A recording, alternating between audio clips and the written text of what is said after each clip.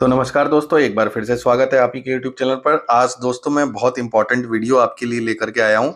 इस वीडियो के माध्यम से आप तीन चार चीजें जानेंगे। सबसे पहली कि स्पार्क प्लग अगर खराब हो जाता है तो उसके क्या क्या साइन होते हैं और स्पार्क प्लग कैसा दिखने लगता है खराब होने के बाद।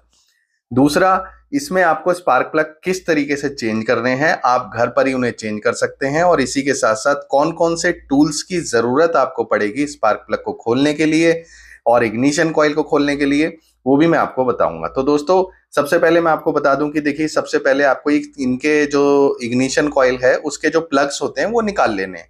अब आप देखेंगे कि इग्निशन कॉइल ऊपर लगी हुई है, इस पर जो ये नट बोल्ट लगा हुआ है, ये आप देखेंगे ये 10 नंबर का नट है। तो आपके पास 10 नंबर की रिंच या चाबी होनी चाहिए इसको खोलने के लिए। आप देख सकते हैं। तो ये 10 नंबर का नट खोलने के बाद होगा ये कि ये जो इग्निशन कॉइल्स हैं ये सारी की सारी ऐसे बाहर आ जाएगी। तो इसमें बहुत सिंपल प्रोसेस है, आपको कुछ भी बहुत ज्यादा नहीं करना। और स्पार्क प्लग किस तरीके से खराब होते हैं, क्या उनका साइन है, मतलब क्या संकेत है कि स्पार्क प्लग खराब होगा, ये भी मैं आपको आगे बताऊंगा वीडियो में। तो वीडियो एंड तक देखिएगा क्योंकि बहुत इंटरेस्टिंग होने वाला है। कई जो मैकेनिक हैं बिना वजह ही स्पार्क प्लग को खराब बता देते हैं और आपसे पैसा ऐंठ लेते हैं कि जी स्पार्क प्लग खराब है, बदले जाएंगे। तो जैसा कि मैंने पिछले शॉर्ट वीडियो में आपको दिखाया था कि स्पार्क प्लग मैंने मारुति सुजुकी के जेन्युइन लिए हैं, ये आप देख सकते हैं अंदर लगे हुए हैं स्पार्क प्लग। और इग्निशन कॉइल चारों की निकाल ली गई है। अब इसमें करना यह है कि जो 16 नंबर का आपको रिंच चाहिए या चाबी जो भी होती है, इनको खोलने के लिए 16 नंबर की रिंच की जरूरत पड़ेगी स्पार्क प्लग खोलने के लिए। तो प्लग्स कैसे खुलेंगे ये मैं आपको बता देता हूँ। और इससे पहले मैं आपको बता दूं, जो इग्निशन कॉइल है ये मेरी कंपनी से ही फिटेड जो आई थी वही है, मैंने कभी भी चेंज नहीं कराई। इसका जो ब्रांड है लुकास टीवीएस का है, जो टीवीएस ब्रांडिंग की ये है जो इग्निशन कॉइल है।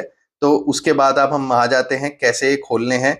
तो आप देख सकते हैं 16 नंबर की चाबी यानी कि रिंच की आपको जरूरत पड़ेगी, जिससे ये सारे यानी कि चारों स्पार्क प्लग आप खोल लेंगे। एक एक करके सारे खोल लेने हैं यानी कि ढीले कर लेने हैं। और ढीले करने के बाद इनको अंदर से निकालना कैसे है ये भी मैं आपको दिखाऊंगा, क्योंकि ऐसा है कि आप हाथ डाल करके तो यहाँ से नहीं निकाल पाएंगे क्योंकि उतना स्पेस नहीं है। और इसी के साथ साथ स्पार्क प्लग जो होते हैं वो अंदर हैं थोड़े से, तो इसलिए इनको पूरी तरीके से ढीला कर लेना है। और उसके बाद कैसे निकालना है मैं आपको दिखाता हूँ। तो ये जो मैकेनिक है, हालांकि ये मैं भी कर सकता था पर मेरे पास ये 16 नंबर का जो रिंच है और 10 नंबर का रिंच यानी कि टूल्स की कमी थी, टूल्स नहीं थे मेरे पास। इसलिए मैंने सोचा कि ठीक है एक मैकेनिक पे चला जाए और उससे ये स्पार्क प्लग बदलवा लिए जाए। तो आपको कैसे करना है आप देखिए। आपको ना इग्निशन कॉइल को अंदर डालना है जिसमें फंस करके ये स्पार्क प्लग बाहर आ जाएंगे। सभी को एक एक करके ऐसे ही निकालना है। तो इन प्लग्स को जब आप पूरी तरह से खोल लेंगे यानी कि पूरी तरीके से लूज कर लेंगे, तो उसके बाद इग्निशन कॉइल आप इसके अंदर डालेंगे। इसके जो टिप पर है ना एक रबड़ लगी हुई होती है जिसमें ये कसे हुए होते हैं यानी कि फंस जाते हैं उसमें। तो ये देखिए सारे के सारे लूज हो चुके हैं और इसके बाद ये सारे एक एक करके निकाल लिए गए हैं। अब मैं आपको दिखा देता हूँ क्या फर्क होता है और कैसे पहचानना है आपको कि स्पार्क प्लग खराब हो गया है। क्योंकि हल्का फुल्का काला पड़ जाता है उससे लोग कह देते हैं कि भैया खराब हो गया, पर ये जेन्युइनली खराब हुआ है। और कैसे हुआ है ये मैं आपको बता रहा हूं। तो दोस्तों, जब भी आप स्पार्क प्लग खोलेंगे उसके बाद अपने हाथ में ये स्पार्क प्लग लीजिएगा और उसके टिप पर देखिएगा। जब भी टिप अगर ब्लैक आ रही है यानी कि काली आ रही है, टिप पर कार्बन आया हुआ है और इसी के साथ साथ गाड़ी का माइलेज कम हो गया है, पिकअप भी कम हो गया है, थोड़ा सा टॉर्क में भी कमी आ गई है, ऐसे में आपको पता चलता है कि स्पार्क प्लग आपको बदलने की जरूरत है।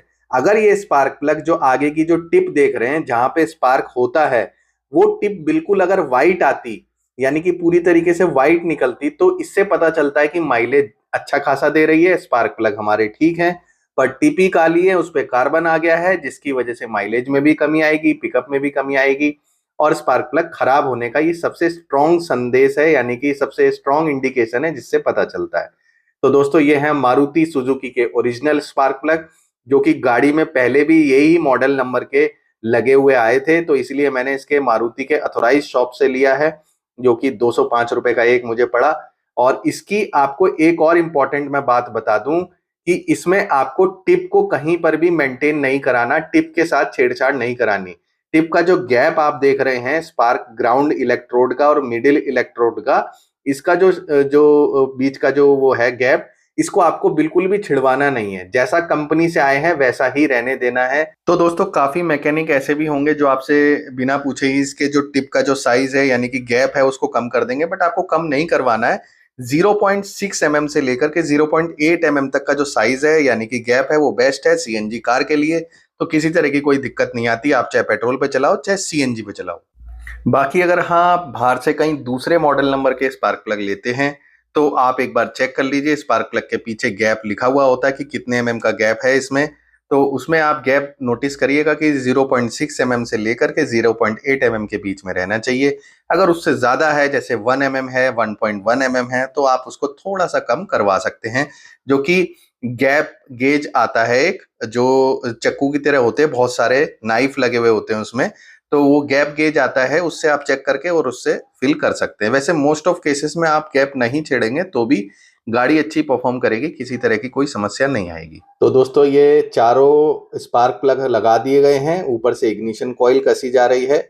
इग्निशन कॉइल के बारे में मैं आपको बता दूं कि इसमें ना बहुत ज्यादा इसको टाइट नहीं करना। हो सकता है बहुत ज्यादा टाइट करने पर ऊपर का जो ये नट बोल्ट के साथ जो प्लास्टिक की वो लगी हुई है ग्रिप, वो टूट सकती है। तो इसको बहुत ज्यादा आप टाइट ना करें, इग्निशन कॉइल को हल्का टाइट रखें, बट हाँ स्पार्क प्लग अच्छे तरीके से टाइट कर दें। और ध्यान रहे जब आप स्पार्क प्लग निकाल लेते हैं उसके बाद जो होल्स हैं यानी कि जो सिलेंडर्स हैं उनके अंदर कोई भी धूल मिट्टी या बहुत ज्यादा कोई मेटल की कोई चीज ना गिर जाए।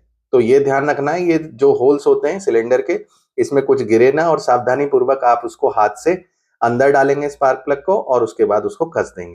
तो जी ये हो गई हमारी गाड़ी तैयार, सारे स्पार्क प्लग लगा दिए गए हैं और आशा करता हूं वीडियो भी आपको पसंद आया होगा। अगर पसंद आया हो तो दोस्तों एक लाइक करके चैनल को सब्सक्राइब करना बिल्कुल मत भूलिएगा। इसी के साथ साथ बेल आइकन भी प्रेस करना बिल्कुल मत भूलिएगा। ये वीडियो यहीं तक दोस्तों, आपका बहुत बहुत धन्यवाद।